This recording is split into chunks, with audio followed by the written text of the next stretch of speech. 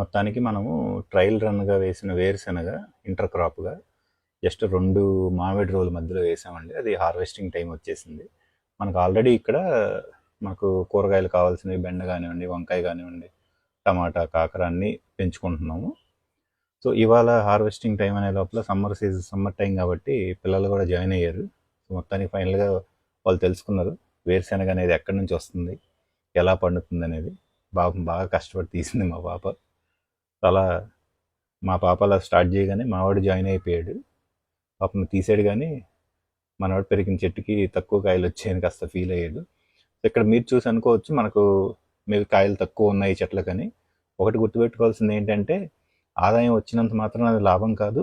మనం ఈ విషయంలో ఏంటి అంటే మనం పెట్టిన ఖర్చు జీరో. హానెస్ట్గా చెప్పాలంటే మేము జీవామృతం కూడా వేయలేదు.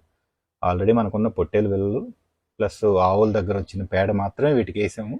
మధ్యలో 2 సార్లు వేప సమరు కొట్టాం అంతే. దానివల్ల వచ్చిన క్రాపే మనకిది. Thank you.